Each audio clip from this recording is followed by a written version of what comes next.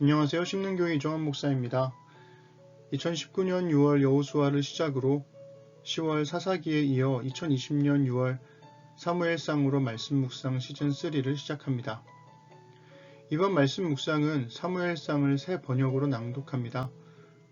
코로나19로 인해 만나기 어렵고 답답한 상황이 계속되고 있지만 말씀 묵상을 통해 하나님께서 여러분의 일상에 위로와 도전, 격려로 함께 하시기를 소망해 봅니다. 그럼 시작해 볼까요?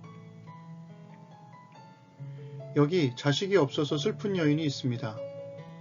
하지만 단지 자식이 없기 때문에 슬픈 것은 아닙니다. 자식이 없다는 이유로 비교당하고 괴롭힘당하고 업신여김을 당해서 슬픈 겁니다. 이 여인의 이름은 한나입니다. 한나의 남편인 엘가나는 브닌나라는 아내가 한 명 더 있습니다. 한나와 다르게 브닌나는 자식을 낳았죠. 브닌나는 자식이 있고 한나는 자식이 없기 때문에 한나가 슬펐던 걸까요? 성경을 조금 더 주의 깊게 읽어보면 브닌나와 한나 사이의 비교와 질투의 중심에는 엘가나가 있다는 것을 알게 됩니다. 엘가나는 매년 실로에 있는 성소에 가서 하나님을 예배하는 사람입니다. 나름 신신한 사람이었던 거죠.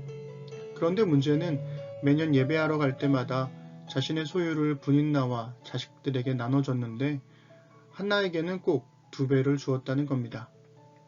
그리고 성경은 그 이유를 엘가나가 한나를 사랑했기 때문이라고 설명하죠. 자식을 낳았으나 남편의 사랑을 받지 못했던 브닌나가 자식도 없으면서 남편의 사랑을 듬뿍 받는 한나를 질투하고 괴롭히는 건 어쩌면 자신도 남편의 사랑을 받고 싶다는 외침이었는지도 모릅니다. 이런 구성 왠지 익숙하지 않으신가요?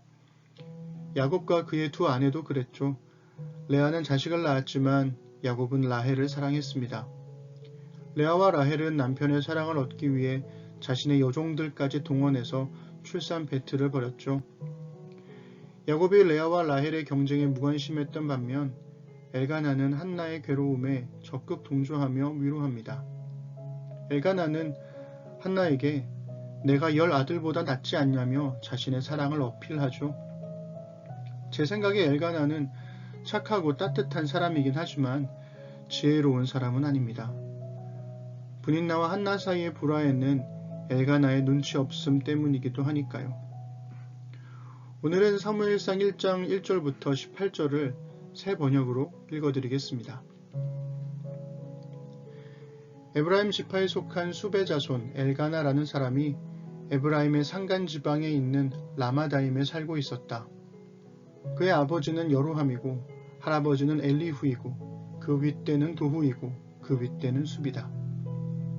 엘가나에게는 2 아내가 있었는데 한 아내의 이름은 한나요, 또 한 아내의 이름은 브닌나였다. 브닌나에게는 자녀들이 있었지만 한나에게는 자녀가 하나도 없었다. 엘가나는 매년 한 번씩 자기가 사는 성읍에서 실로로 올라가서 만군의 주님께 경배하며 제사를 드렸다. 그곳에는 엘리의 2 아들인 홈니와 비느하스가 주님의 제사장으로 있었다. 엘가나는 제사를 드리고 나서는 늘 아내 브닌나와 그가 낳은 모든 아들, 딸에게 제물을 각각 한 몫씩 나누어 주곤 하였다. 그러나 한나에게는 2 몫을 주었다. 비록 주님께서 한나의 태를 닫아 놓으셨지만 엘가나는 한나를 사랑하였다. 주님께서 한나의 태를 닫아 놓으셨으므로 그의 적수인 브닌나는 한나를 괴롭히고 업신여겼다. 이런 일이 매년 거듭되었다. 한나가 주님의 집으로 올라갈 때마다 브닌나가 한나의 마음을 늘 그렇게 괴롭혔으므로 한나는 울기만 하고 아무것도 먹지 않았다. 그럴 때마다 남편 엘가나가 한나를 위로하였다. 여보, 왜 울기만 하오? 왜 먹지 않으려 하오? 왜 늘 그렇게 슬퍼만 하는 거요? 당신이 10 아들을 두었다고 해도 내가 당신에게 하는 만큼 하겠소? 한 번은 엘가나 일행이 실로에 있는 주님의 집에서 음식을 먹고 마신 뒤에 한나가 일어나서 자리를 떴다. 그때에 제사장 엘리는 주님의 성전 문설주 곁에 있는 의자에 앉아 있었다. 한나는 괴로운 마음으로 주님께 나아가 흐느껴 울면서 기도하였다. 한나는 서원하며 아뢰었다. 만군의 주님, 주님께서 주님의 종의 이 비천한 모습을 참으로 불쌍히 보시고 저를 기억하셔서 주님의 종을 잊지 않으시고 이 종에게 아들을 하나 허락하여 주시면 저는 그 아이의 한평생을 주님께 바치고 삭도를 그의 머리에 대지 않도록 하겠습니다.